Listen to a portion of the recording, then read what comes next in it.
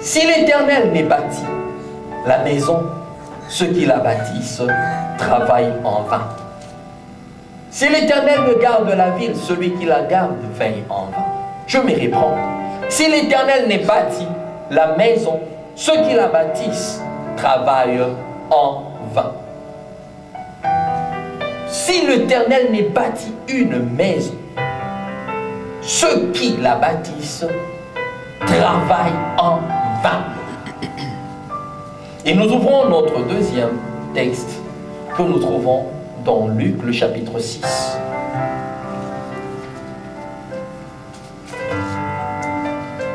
Le verset 46 jusqu'à 49. Et les Écritures nous disent ceci. Pourquoi m'appelez-vous Seigneur, Seigneur, et ne faites-vous pas ce que je dis? Tout homme qui vient à moi entend mes paroles et les met en pratique.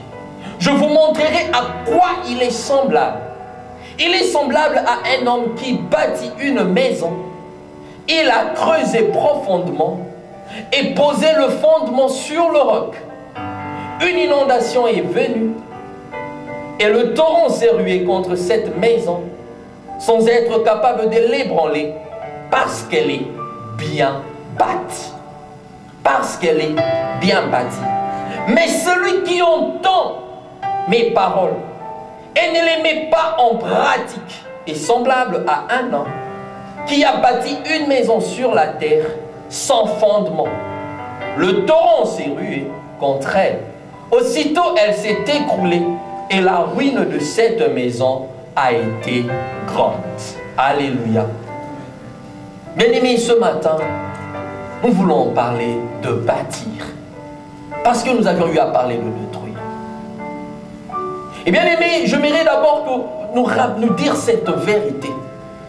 Que si l'Éternel n'est bâti ta vie, toute personne qui pourrait la bâtir, bâtira en vain. Ça serait réellement un désordre et un échec complet, total. N'avez-vous jamais vu des gens qui ont trouvé des magiciens, des marabouts, des féticheurs qui étaient en train de bâtir leur vie en leur donnant un semblant de richesse, un semblant de gloire. Mais qu'en était-il de la finalité, de la fin de ces gens-là? Ils étaient plus pauvres peut-être que même avant. Bien-aimé, si l'Éternel n'est pas au centre de tes activités, si l'Éternel n'est pas le fondement de ta vie, bien-aimé, tout celui qui pourrait l'être, bien-aimé, ne pourrait t'emmener que dans le désordre. Et j'aimerais d'abord soulever un aspect en cellule. La Bible est en train de dire, pourquoi vous m'appelez Seigneur, Seigneur, et vous n'êtes pas prêt à faire ce que je vous demande? Beaucoup sommes là, nous disons, oui, Jésus-Christ est mon Seigneur, Jésus-Christ est mon Sauveur. J'ai reçu Jésus-Christ. D'ailleurs, j'ai entendu quelqu'un dire, moi j'ai déjà eu à recevoir Jésus-Christ dès lors que j'étais né. Come on. Et un autre, j'ai entendu cela, non, moi j'ai déjà reçu Jésus-Christ depuis que j'étais dans le ventre de ma mère. Combien c'est étrange. Alléluia. Bien-aimé, c'était vraiment étrange ce que je pouvais entendre. L'essentiel, bien-aimé, pour Jésus et pour Dieu, c'est que quand nous disons que nous recevons Jésus comme notre Sauveur et Seigneur, nous devrions être prêts. Quand nous le recevons comme Seigneur, nous devrions être prêts à faire tout ce qu'il nous demande de faire. Alléluia. C'est ce qui doit caractériser la relation entre un maître et un serviteur. Entre un Seigneur et ce serviteur. Bien aimé, la relation qui doit caractériser, c'est cette relation-là d'obéissance. L'obéissance doit avoir sa place. L'obéissance doit avoir réellement sa place dans l'œuvre de Dieu. Nous en avons besoin. Alléluia. Nous en avons besoin. Et bien aimé, j'aimerais que nous arrivions à comprendre cette grande vérité. C'est donc que la Bible est en train de dire, pourquoi vous m'appelez Seigneur et vous n'êtes pas prêt à faire ce que je vous demande de faire. Dieu attend de nous l'obéissance. La Bible dit que l'obéissance vaut mieux que les sacrifices. L'obéissance vaut mieux que les sacrifices. Et la Bible est en train de dire ceci, tout homme qui vient à moi et qui entend mes paroles et les met en pratique, il est semblable à une personne qui a eu à bâtir une maison sur un fondement solide. Que vienne cyclone, que vienne tornade, que vienne hurricane, que viennent toutes ces choses, la maison, elle est stable, elle est bien bâtie et personne ne pourrait la renverser. Mais toute personne qui entend la parole de Dieu et qui ne met pas en pratique est semblable à un homme qui bâtit une maison, qui bâtit une affaire sur la terre, le sable. Et il suffit qu'il y ait seulement un peu de flamme. Il suffit qu'il vienne seulement un peu d'inondation et cette maison s'écroule. C'est pour nous dire que ne soyons pas seulement de ceux-là qui écoutons la parole de Dieu. C'est que Dieu attend de vous et moi, c'est la mise en pratique de cette parole.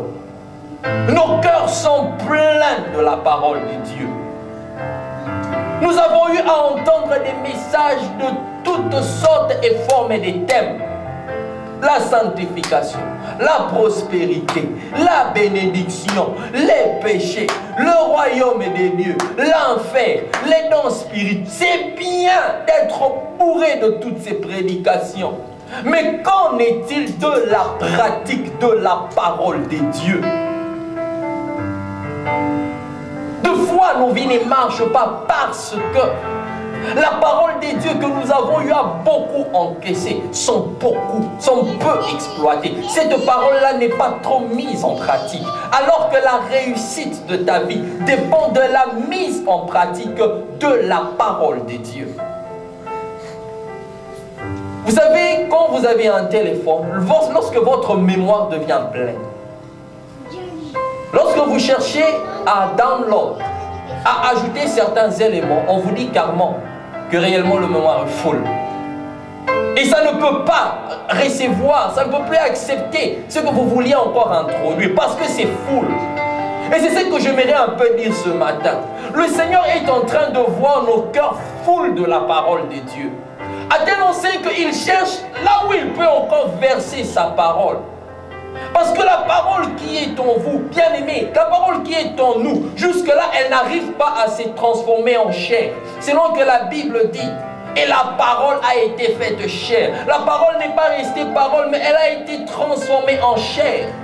Et Dieu veut que les paroles que nous avions eues à encaisser de tout ce temps se transforment en chair, que cette parole prenne une forme. Le problème de Dieu, c'est que sa parole reste toujours parole en nous. Nous ne voulons pas changer, que cette parole se change ou se transforme en chair. Dieu veut que vous et moi, nous puissions vivre la parole de Dieu qui se transforme en chair. Je n'ai pas dit que Dieu s'est lassé de nous parler. Dieu veut bien nous parler. Mais à quoi ça servirait à Dieu de continuer à parler si nous ne sommes pas prêts à mettre en pratique?